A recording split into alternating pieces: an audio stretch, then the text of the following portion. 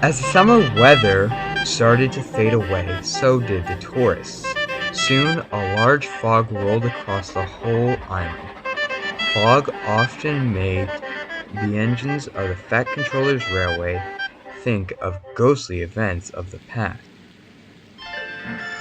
And every year, the ghost of number 13 runs down to the big station, but never makes it there in time, finished James in a spooky voice. James, what are you talking about?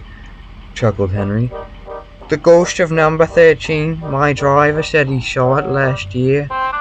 Preposterous. Me and Henry have been here since before you, and we've never heard of an engine like that before. I think it's time our guest tells us a real ghost story, chuckled Peter.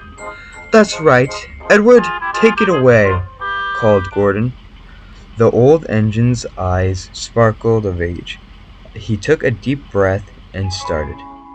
Many years ago, my line was run by two radial tank engines. One was Adam. He was a kind engine who meant well. The other one, well, wasn't as kind and caring. He would always cause accidents and blame it on the trucks. One night the mist came in from the sea.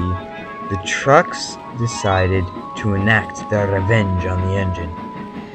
It was a long time ago, and back then trucks didn't have automatic brakes, only the engine and the brake van.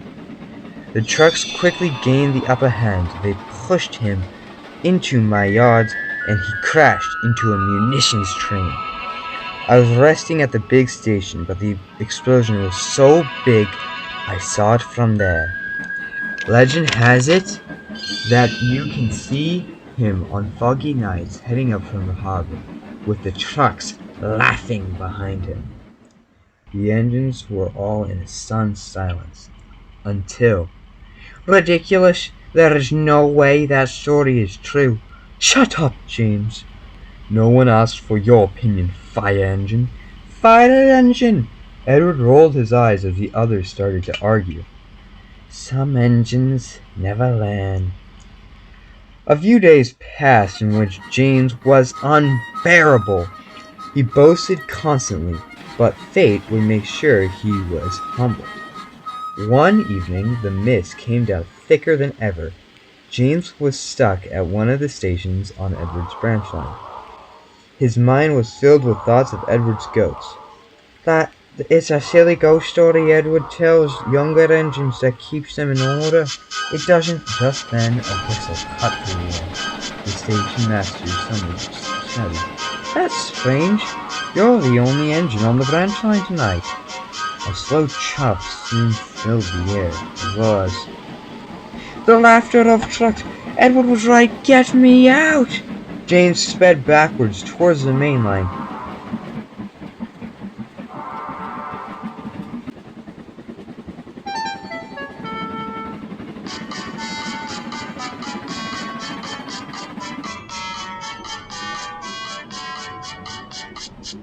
He skidded to a stop at Edward's station.